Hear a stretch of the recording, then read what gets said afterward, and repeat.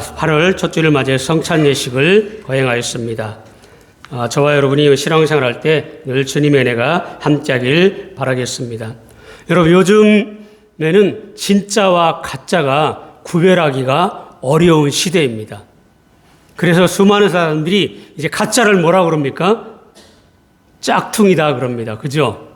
그래서 가짜를 구분하기 힘든 그런 시대가 되었습니다. 우리 신앙생활하는 사람도 저 사람이 진짜 신앙인인지 가짜인지 구별하기가 어려워졌습니다. 여러분, 북한에 세워진 가짜 교회를 아십니까? 북한은 종교 자체, 기독교 자체를 아예 부정하는 곳입니다. 하나님은 없다라고 그렇게 선포하고 있는 곳이 북한입니다. 그런데 전 세계에 다 있는 교회가 북한에는 하나도 없었습니다. 외국인 관광객들이 와서 교회가 없다고, 예배 드릴 곳이 없다고 불만을 많이 제기하자 북한에도 교회가 있다고 홍보하기 위해 기독교, 천주교, 불교를 선전용으로, 가짜로, 전시용으로 세웠습니다. 그래서 기독교는 2개, 천주교는 1개, 불교 1개, 이렇게 그들이 평양에 세웠습니다. 기독교의 첫 교회는 평양 망경대에 있는 1988년도에 세워진 봉수교회입니다. 저 사진에 나와 있는 교회가 봉수교회입니다. 약 1200명이 들어갈 수 있는 교회입니다.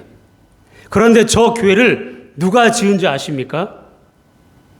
대한민국에 있는 대한예수교 장로회 통합 측에서 건축비, 또 모든 기술, 또 예배실, 모든 들어가는 첨단 장비, 현대식 건물로 이렇게 통합 측 교회에서 돈을 다 기증해서 마련한 곳이 저 봉수교회입니다. 2번째 교회는 망경대 구역에 있는 칠곡동에 약 100석의 예배당으로 옛날에는 김일성 외할아버지가 장로로 또 어머니가 권사로 섬긴 그러한 김일성도 어렸을 때 다닌 그러한 교회가 봉수동 교회입니다. 그래서 그 교회를 기념해서 저렇게 세워 놓았습니다. 김일성 외가를 위해 세워진 가짜 교회입니다. 그러니까 여러분, 김일성도 어렸을 때는 어떻습니까? 외할아버지가 장로고 또 할머니도 권사고 아버지 엄마도 열심히 교회 다니는 그러한 집사였습니다. 그런데 이 김일성이가 어렸을 때 교회도 다녔습니다. 그런데 가짜 신앙생활을 했던 겁니다. 여러분, 우리가 예수 믿는데 정말 중요한 것은 진실로 예수 믿는 것이 중요합니다. 북한이 가짜 교회를 세웠는데 요즘에는 진짜 성도들이 수없이 많이 생겨나고 있다고 합니다. 예전에도 이 북한은 평양의 예루살렘이라고 불릴 정도로 교회들이 많았습니다. 북한에 약 3,000개 교회가 있었다고 합니다. 그런데 이 공산주의가 들어서면서 3,000개나 되는 교회를 전부 다 없앴습니다. 그런데 이제부터는 북한의 지하교회가 부흥하고 있다고 합니다. 그동안에는 숨어서 예배드리고 성경 읽는데 잡히면 수용소에 갇히게 되고 감옥에 갇히거나 죽음을 당하는 그러한 순교를 당하기도 했습니다. 그런데 현재는 아예 죽을 것을 각오하고 예배 드리고 있다고 합니다. 왜 그럴까요? 굶어 죽는 사람이 너무 많다고 합니다. 북한에. 먹을 게 없어서 너무너무 힘들게 산다는 겁니다. 그래, 이왕 죽을 거 순교하자, 이런 마음으로 이제는 공개적으로 예배를 드리기 시작한다고 합니다. 순교하면 영원한 천국에 들어갈 것을 생각하면 굶어 죽는 것, 또 공개적으로 처형당하는 것 두렵지 않다고 합니다. 오히려 영원한 천국에 가서 예수님 품에서 안식하는 이것이 더 행복하다, 이렇게 느끼기 때문에 그들이 죽음을 무릅쓰고 예배를 드린다는 것입니다. 여러분, 비참하지 않습니까?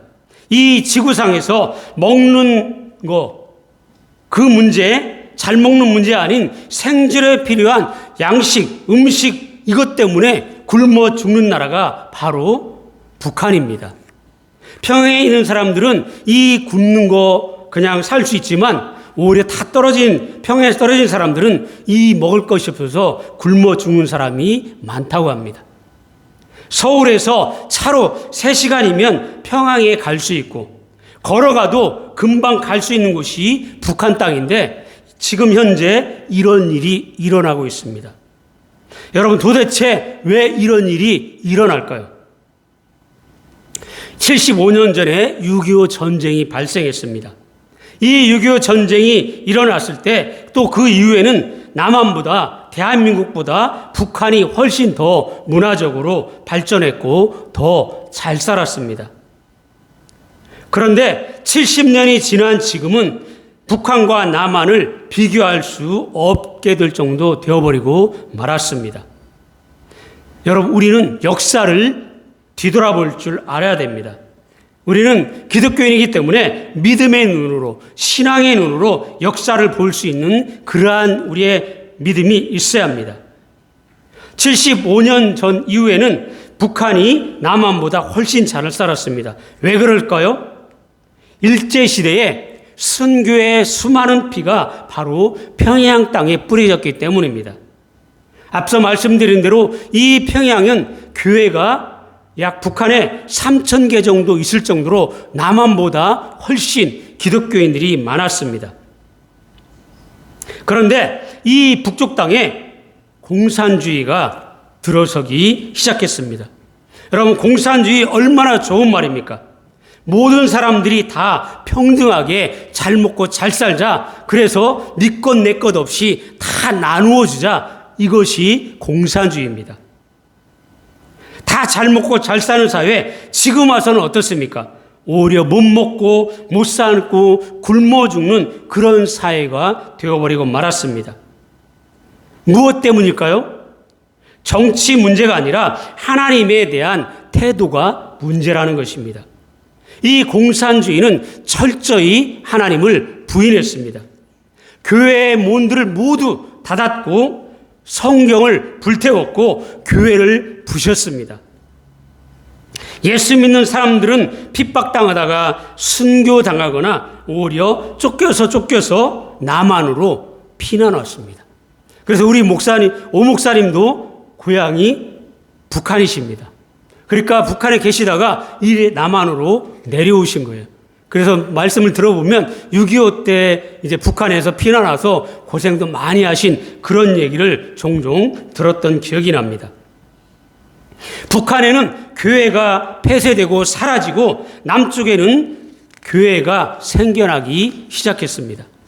북쪽에는 하나님을 찬양하는 찬송도 성경도 없어졌고 들을 수도 볼 수도 없었습니다.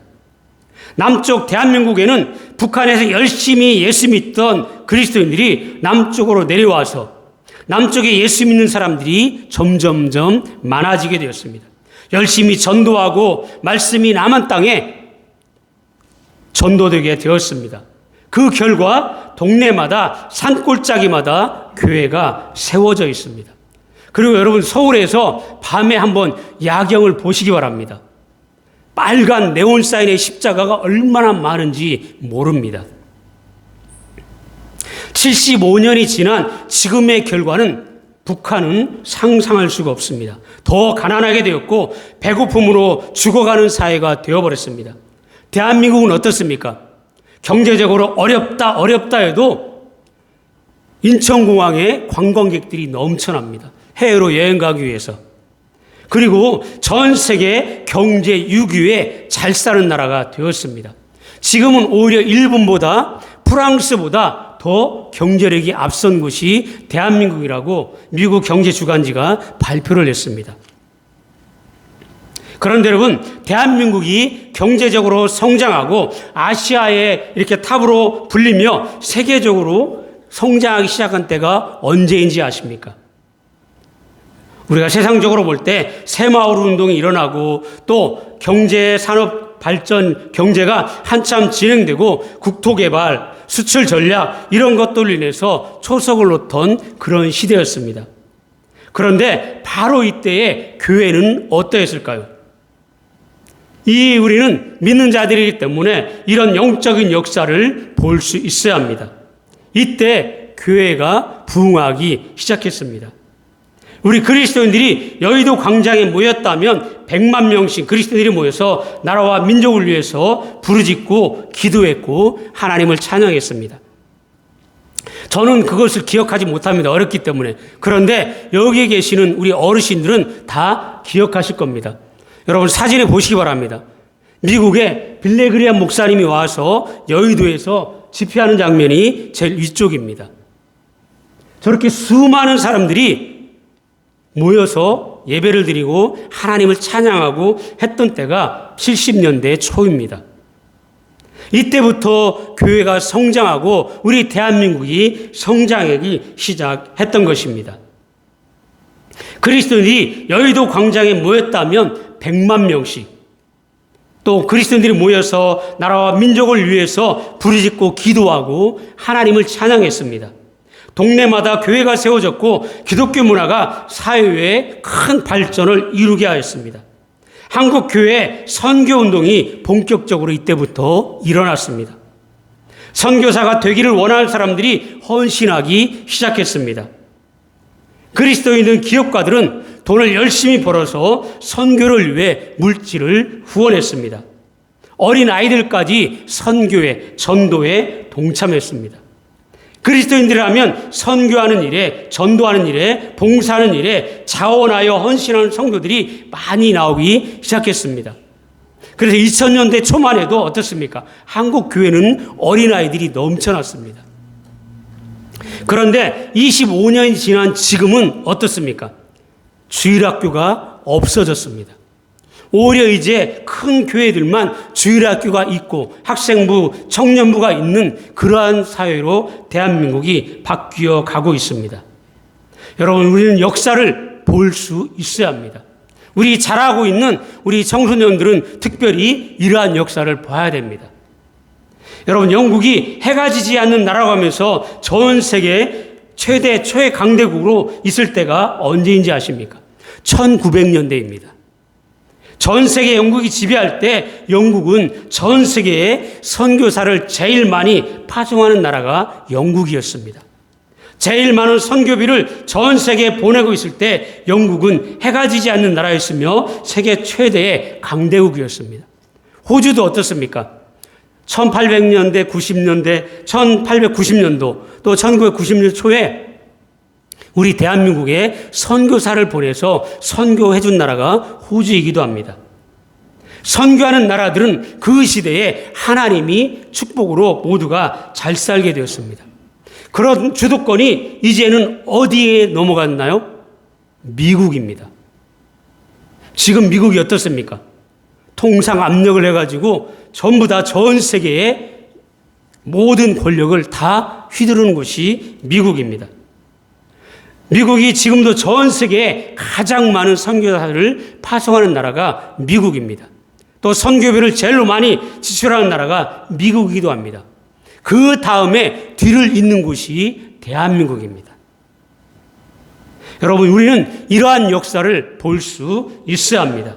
지금 우리의 현실을 어떠하며 또 이 나라가, 우리나라가 또 호주가 어떤 방향으로 흘러가고 있는지 영적인 안목을 가지고 역사를 뒤돌아보면서 우리가 어디서 서 있는지, 우리 그리스도인들이 어떻게 신앙생활하고 살아가야 되는지 우리가 깊이 깨달을 수 있어야 합니다.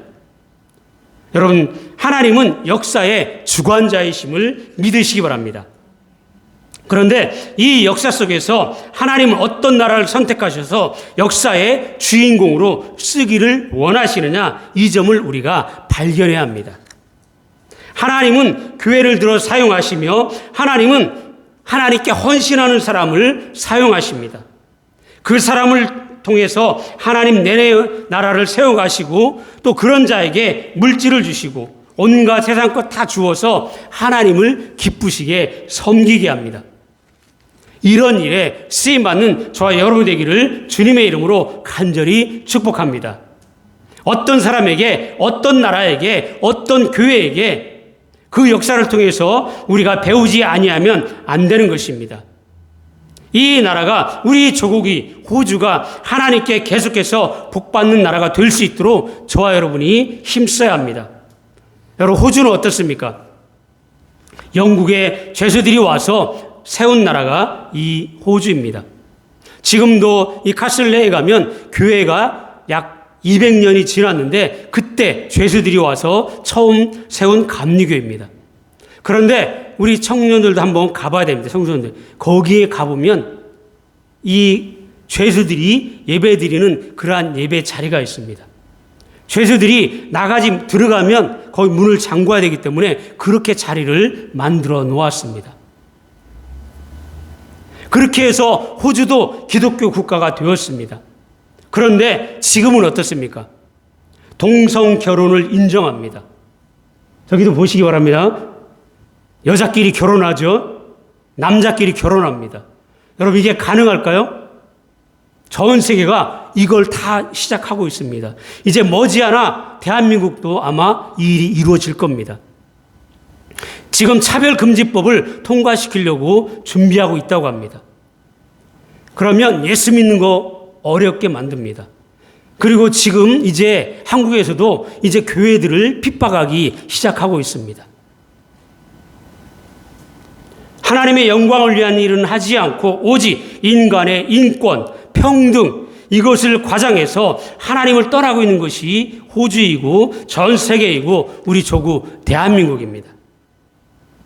그런데 여러분, 이것은 한국교회와 호주교회, 저와 여러분의 성도들에게 달려 있습니다. 결코 정치가들이나 기업인들에게 달려 있지 않다는 것을 기억해야 합니다. 우리에게 달려 있습니다. 하나님의 손에 달려 있음을 믿으시기 바랍니다. 우리 교회가 하나님께 쓰임받는 복된 교회가 되어야 합니다. 왜 호주 땅에 이 벨지역에 하나님은 우리 교회를 세우셨을까요? 우리를 통해서 하시고자 하는 하나님의 뜻이 있는 것입니다. 우리 교회 성도 한 사람 한 사람이 이민사회에, 호주교회에, 호주의 사명자가 되어서 하나님의 구속사역에 쓰임받는 복된 일꾼들이 되어야 할 사명이 저와 여러분에게 있다는 것을 믿으시기 바랍니다. 우리가 하나님의 말씀을 전할 때 어떻게 전해야 됩니까? 전도하기 어려운 이유가 무엇일까요? 이 진리를 설명하기가 쉽지 않습니다. 하나님이 어디 있느냐? 이렇게 물어보면 벌써 대답하기가 어려워집니다. 왜 그럴까요? 내가 하나님을 보지 못했기 때문에. 내가 정말 하나님을 만나지 못했기 때문에 우리가 전할 수 없는 것입니다. 열왕기하 5장에 보면 당대의 최강대국이었던 아람의 군대 장관 나아만이 한센병에 걸렸습니다. 옛날로 치면 문둥병입니다. 이 사람에게 전도한 사람이 누굴까요? 그 집에 이스라엘의 포로로 잡혀갔던 한 여자, 소년, 계집종이었습니다. 대단한 전도도 아니었습니다. 병든 나아만에게 그것도 간접적으로 이스라엘에 가면 하나님의 사람을 만나면 당신이 나을 수 있을 거예요. 이 한마디였습니다. 이 한마디를 듣고 나아만이 어떡합니까? 찾아갑니다. 엘리야를 찾아가고 이 말씀을 통해서 그가 결국은 치료받고 구원받고 전도되는 것을 볼 수 있습니다. 오늘 본문의 말씀은 전도를 가리켜서 미련한 것이다, 이렇게 표현합니다. 적어도 세상 사람들이 볼 때는 전도만큼 미련한 것이 없습니다. 이 사람들이 볼 때는 한심합니다. 그러나 어떻습니까? 우리 대한민국에 약 150년 전에 선교사님들이 와서 복음을 전해 주었을 때는 우리나라가 아주 못 사는 나라였습니다. 그러나 그 선교사님들이 뿌려준 이 선교의 씨앗이 점점점 자라서 열매를 맺을 때 대한민국은 그렇게 잘 사는 나라가 될 수가 있었던 것입니다. 성경은 이렇게 말씀합니다. 하나님의 지혜에 있어서는 이 세상이 자기 지혜로 하나님을 알지 못함으로 하나님께서 전도에 미련한 것으로 믿는 자들을 구원하시기를 기뻐하셨도다 믿으시기 바랍니다. 세상적인 관점으로 볼 때 전도나 선교는 미련하게 보입니다. 그러나 이 미련함이 영적으로 보니까 하나님의 지혜가 들어있고 하나님의 능력이 나타나게 된다는, 복음의 능력이 된다는 말씀입니다. 여러분, 우리가 비록 부족하다고 할지라도 순수하게 복음을 위해서 일할 때 그 미련함 속에 하나님의 지혜가 나타나게 되고 하나님의 능력이 나타난다는 사실을 믿으시기 바랍니다. 하나님의 능력이 어떻게 나타날까요? 하나님의 은혜를 우리가 어떻게 받을 수 있겠습니까? 어떻게 하면 이 시대에 하나님께 쓰임받을 수 있겠습니까? 내가 하는 일이 축복을 받아서 이 귀한 사역에 쓰임받기를 모두가 원하고 있습니다. 그러나 나의 능력으로 되지 않습니다. 하나님의 능력으로 되는 것을 믿으시기 바랍니다. 세상의 지혜로 되지 않습니다. 내 힘으로 되지 않습니다. 성령께서, 예수님께서 능력 주셔야 가능한 것입니다. 그러면 여러분, 성령의 역사가 어떻게 일어날까요? 존 모레이라는 신학자가 사도행전 연구라는 책을 썼는데 이 책에 보면 이런 말이 나옵니다. 우리 기독교인들이 잘못하고 있는 것이 하나가 있는데, 성경에는, 사도행전에는 성령 충만 자체를 위해서 기도한 적이 없다는 겁니다. 많은 그리스도인들이 이 성령 충만 기다리다가 세월 다 보낸다는 거예요. 하나님, 성령 충만케 해 주시옵소서, 이 기도하다가 끝난다는 겁니다. 그런데 이 모레인 이렇게 말했습니다. 현장에 나아가야 충만이 있지 안방에 충만이 있는 것이 아니다. 이렇게 말합니다. 성령 충만은 골방에 있는 것이 아니라 핍박이 있고 어려움이 있고 그 어려움이 있는 현장에 가서 복음을 위해서 일할 때 성령의 충만의 역사가 나타난다라고 말씀합니다. 거기에 하나님의 능력과 기적이 일어난다는 것입니다. 여러분, 우리 많은 그리스도인들은 주님을 위해서 헌신할 마음을 다 가지고 있습니다. 다 성령 충만을 사모합니다. 그리고 하는 일이 형통케 되면, 잘 살게 되면 내가 주를 위해서 일도 하고 선교도 하고 돈을 많이 벌어서 주님을 위해, 교회를 위해 바치겠다, 이런 생각 다 가지고 있습니다. 하나님께서 복 주시면 내가 선교를 위해서 일할 것이다, 이런 마음 안 가진 사람이 아무도 없을 겁니다. 그런데 충만은 골방에 있는 것이 아니라 현장에 있다라고 말씀합니다. 여러분, 이 말씀을 기억해야 합니다. 하나님은 전도에 미련한 것으로 믿는 자들을 구원하시는 것을 기뻐하신다고 말씀해 주셨습니다. 크게 내가 주의 일 해보겠다, 이렇게 말하지 말라는 겁니다. 지금 작아 보이지만 이 작아 보이고 미련하게 보이는 그 일에 하나님의 충만을 기다리지 말고, 축복을 기다리지 말고 나아가서 일하면, 현장에 나가면 하나님이 축복해 주신다는 것을 기억하시길 바랍니다. 여러분, 하나님의 미련한 것이 사람보다 지혜 있고 하나님의 약한 것이 사람보다 강하다라고 본문은 말씀합니다. 사랑하는 여러분, 역사를 볼 수 있는 영적인 눈이 열려지게 되기를 주님의 이름으로 축복합니다. 국가를 위해서, 세계 역사를 통해서, 교회의 역사를 통해서, 그리고 믿는 사람 개인의 역사를 통해서 지금 하나님은 나에게 무엇을 요구하시겠습니까? 하나님은 어떤 자를 찾고 계시겠습니까? 지금 내가 해야 될 일이 무엇일까요? 먼저 해야 될 일, 나중에 해야 될 일이 무엇이겠습니까? 우리 이 점을 역사를 통해서 깨달을 수 있어야 합니다. 내 주변에, 내 가족 중에, 내 형제 중에 아직까지 믿지 않는 그러한 자들이 있다면 우리는 복음을 전해야 할 사명이 우리에게 주어져 있는 것입니다. 지금 우리 교회에서 일어나고 있는 이 일을 통해서 내가 어떻게 사는 것이 지혜의 삶이며 내가 어떻게 해야 하나님의 축복을 받을 수 있는지 깨달을 수 있어야 합니다. 그럴 때 하나님은 역사하시고 축복해 주신다는 사실을 믿으시기 바랍니다.